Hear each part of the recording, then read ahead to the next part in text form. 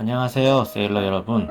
오늘의 영상은 우리 클럽 요트에 최근에 설치한 장비에 대해서 설명드리는 시간입니다. 요트는 즐기는 여러가지 방법에 따라 이름이 나뉘는데요.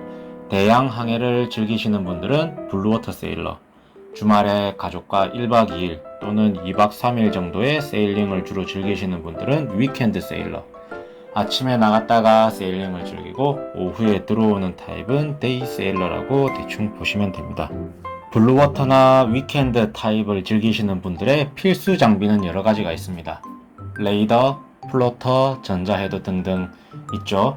그 중에서도 최소 1인분, 잘 쓰면 2인분이라는 오토파일럿이 오늘의 주인공입니다. 오토파일럿은 현재 다양한 분야에 쓰이고 있습니다만은 시초는 항공 계열에서 시작되어 파생된 시스템입니다. 물론 이견이 있는 분도 있습니다. 항공기에서 쓰는 이착륙 제동 시스템 및 공항 간 이동 시 쓰는 오토파일럿이 있고, 일반 자동차는 요즘 많이들 아시는 테슬라나 일반적인 크루즈 컨트롤이 나름 오토파일럿이라는 개념으로 볼 수 있습니다. 선박에서 사용하는 오토파일럿은 주로 원양 상선이나 어선들이 사용했습니다.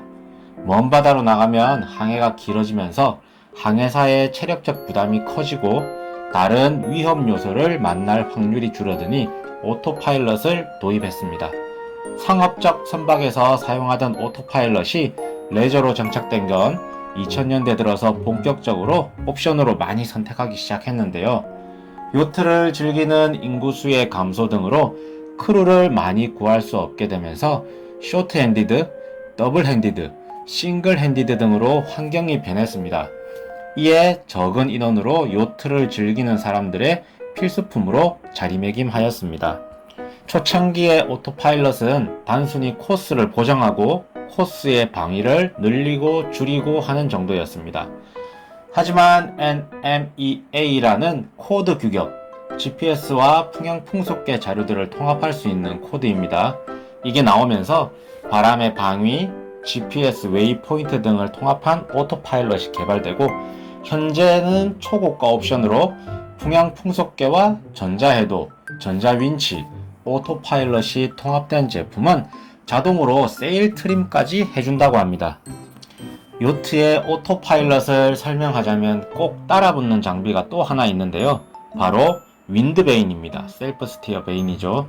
이 제품은 스팽커 도처럼 생긴 한 개의 길쭉한 풍안면과 여러 개의 기어, 무게추, 그리고 러더로 이루어져 있습니다.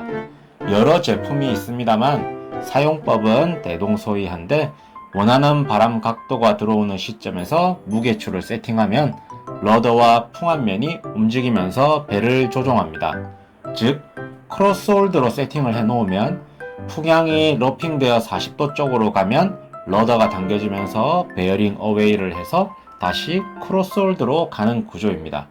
정확한 구조는 구글 등을 검색하시거나 유튜브에 나오니 한 번쯤 보시면 좋습니다.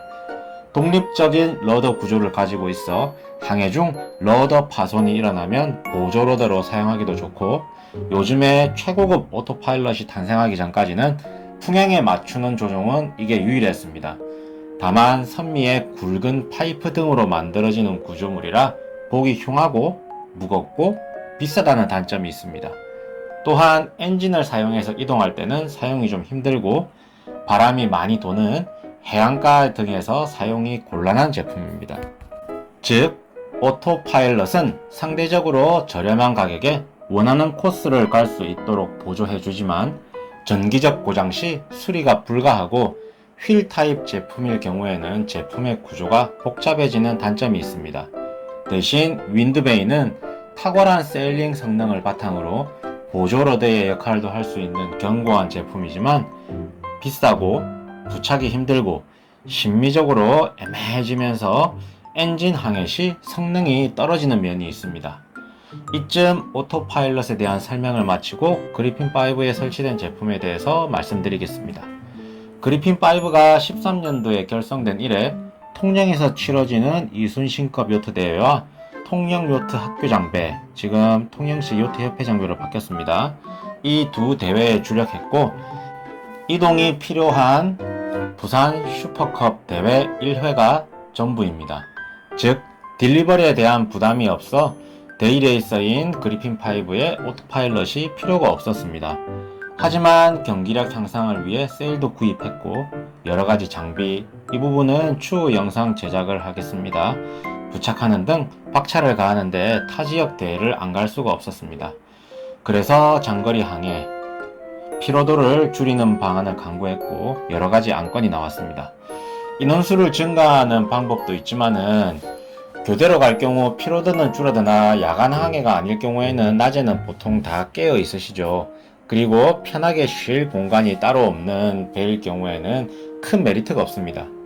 두 번째, 틸러 테이머. 저렴한 가격으로 오토파일럿과 같은 효과를 누릴 수 있는 제품으로 소개가 되고 있습니다. 그리고 여러 메이커에서도 많이 판매를 하고 있습니다. 그리고 3번, 오토파일럿 설치. 가장 확실한 솔루션입니다만 ST2000 플러스 레이마린 제품이죠. 기준 약 90만원에 구입하여야 하는 부담이 있습니다. 1번은 기각하고 2번을 사서 설치를 해본 뒤에 성능을 판단해서 영 못 쓸 정도라면 3번으로 선회할 예정이었습니다.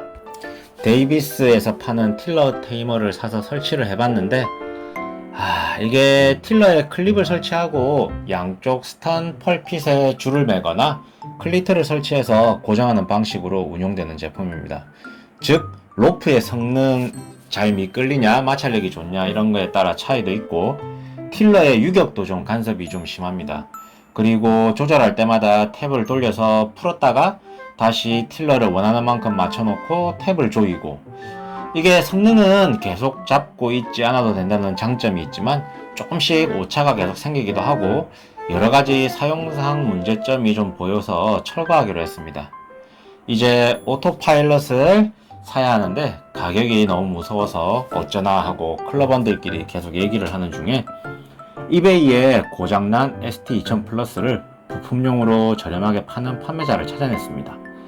ST1000도 있지만 그리핀이 2톤이라 3톤의 한계치 제품보다는 4.5톤까지 감당하는 넉넉한 용량의 제품이 좋아 보였습니다.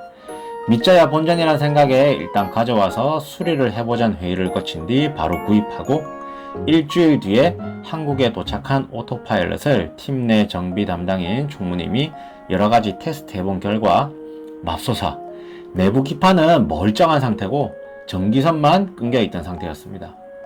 그것도 잭 끄트머리 부분 조금만요. 전기선을 분해해서 배터리에 물렸는데 완전 정상 작동했습니다. 오토 기능, 코스 줄이고 늘리기 등 15만원으로 6, 70만원 중고가 제품을 구한 셈이죠. 운이 좋았습니다. 본체는 살렸으니 이제 어떤 물건들이 더 있어야 제대로 된 오토파일럿을 사용할 수 있을지 고민해야 합니다. 무지성으로 들이박으시면 안됩니다. 기본 품목 세트를 보시면 뭘 구해야 되는지 알 수 있습니다.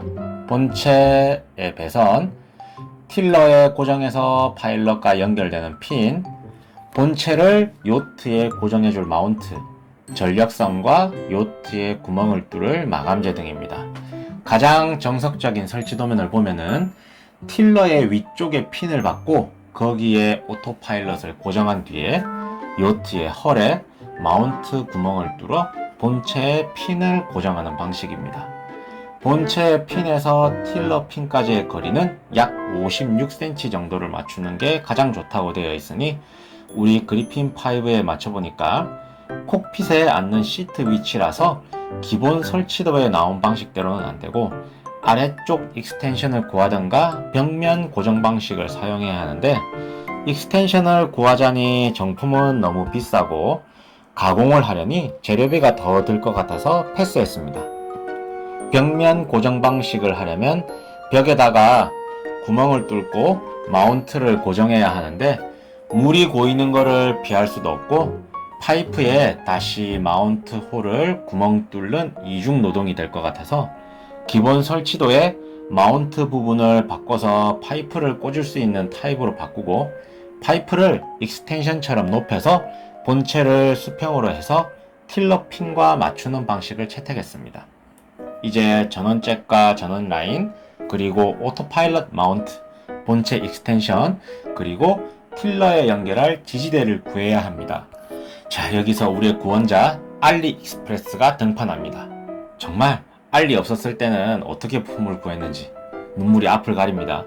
철물점 투어의 해외 직구 대기에 알리에서 본체와 연결된 배선, 배터리에서 전력을 공급할 배선, 그리고 틸러에 고정할 부품, 요트 본체에 부착할 부품 등을 적절히 찾아보고 구매했습니다. 틸러 핀 역할을 할 제품은 예전에 어디선가 주워놓은 용도 불명의 부속이 있어 해결이 되었습니다. 구매한 내역은 본체 배선, 전력선, 요트 헐 피팅, 요트 피팅과 파일럿 본체를 이어줄 파이프를 구매했습니다. 모든 제품이 도착한 뒤 일단 파일럿 본체 배선을 먼저 교체했습니다.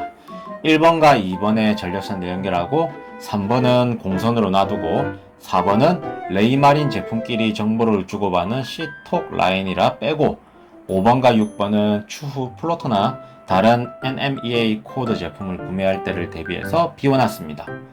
그리고 전력선은 배에 구멍을 뚫을까 했는데 따로 구멍을 뚫지 않고 그냥 콕핏으로 꺼내서 바로 쓸 수 있는지 꺾이는지 테스트를 해봤는데 다행히 닫히는 부분에 스펀지 쿠션이 있는데 완충 작용이 돼서 꺾이지 않아 구멍을 안 뚫고 쓰기로 했습니다.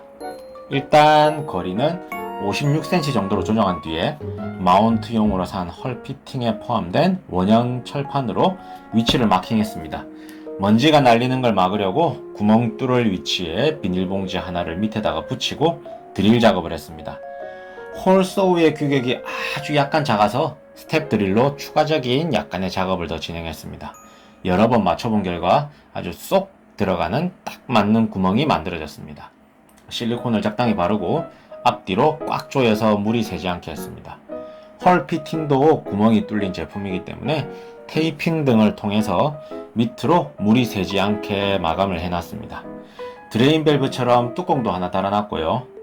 마운트를 설치 완료하고 파이프를 꽂고 본체를 딱 얹는데 완전 제짝인 것 마냥 완벽한 상태입니다. 고장난 제품을 사서 수리하고 정품 파츠를 사용하지 않고 이 정도 성공한 사례 아니겠습니까? 이제 전원선을 연결할 차례입니다. 전원은 스피드 게이지에 같이 물려서 연결을 하려고 합니다. 같은 레이마린이면 C톡 케이블을 샀을 텐데 아니라서 그냥 전원만 땄고요. 퓨즈 연결하고 라인을 잘 고정해 놓고 전원선과 본체를 연결하니 작동도 완벽합니다. 이제 오랫동안 꺼져 있었고 비행기도 타고 전혀 다른 나라에 왔으니 클래베이션을 해줘야겠죠. 여러분, 요트는 철 제품이 마스트나 와이어 정도지만 일반 상선들은 온통 철제 구조물이라 자기 나침반도 동서로 가냐 남북으로 가냐에 따라 오차가 생깁니다. 지구가 하나의 거대한 자석이기 때문이죠. 즉 정기적인 조정은 필수인데 전자마그네틱이라 한번 해놓으면 본체에 큰 충격이 가해지거나 국가가 달라지지 않으면 큰 문제는 없습니다. 해상 시운전을 나가서 조정을 시작합니다. 공식적인 문서의 절차는 오토파일럿을 정위치시키고 스탠바이 버튼을 1초 이상 누르고 있으면 조정 모드로 들어갑니다. 그 다음 2노트 이하의 속도로 3분 정도 걸리는 원을 한 바퀴 반에서 두 바퀴 돌면은 되는데 코스는 플러스 마이너스 10도 버튼을 눌러서 조절합니다. 2노트의 속도로 3분간 달리는 거리는 약 200m입니다. 원주율 공식에 의해서 원주는 2파이r이고 즉 100을 파이로 나눈 게 반지름이 나오죠. 반지름 r은 약 32m 정도입니다. 플로터가 있는 분들은 이러한 크기를 입력해서 도시는 게 정확하겠죠. 저희처럼 장비가 없으면 적당히 버튼을 눌러서 조절하시던가 아래에 말씀드리는 방식을 택하셔도 됩니다. 자, 이제 다시 원래대로 돌아와서 자 이제 한 바퀴 반에서 두 바퀴 돌고 나면은 자차 측정이 완료되면 현재 코스와 자차가 번갈아 가면서 표시가 됩니다. 그러면 몇 도 방향인지 정확히 아는 코스를 잡으시던가 오차 조정이 잘 된 요트 내 나침반과 맞추시거나 플로터나 항해 어플로 코스를 맞춰서 플러스 마이너스 버튼을 눌러 현재 코스를 맞춥니다. 이게 다 끝나면은 저장하려면 스탠바이 버튼을 1초 이상 저장 안 하고 캔슬 하려면 스탠바이 버튼을 1회만 누르시면 됩니다. 저장 안 하시면 다시 재측정하시거나 기존 자차를 이용하게 됩니다. 저희는 시운전 날 바람이 꽤나 불어서 버튼으로 배를 저속에서 돌리기 힘들다고 판단해서 오토파일럿을 옆으로 잠시 빼놓고 틸러를 움직여서 두 바퀴 조금 안되게 돌았습니다. 그리고 항해 어플인 네비오닉스를 이용해서 코스와 맞춰 사용하니 약 1에서 2도 정도의 오차를 제외하곤 정확하게 맞아떨어졌습니다. 올해 4월 29일부터 3일간 부산 수영만 일원에서 치러지는 부산 슈퍼컵 대회 이동에 큰 도움이 되었습니다. 시청해주셔서 감사합니다. 문의사항은 댓글로 남겨주시면 답변 드리겠습니다. 다음 영상으로 찾아뵙겠습니다.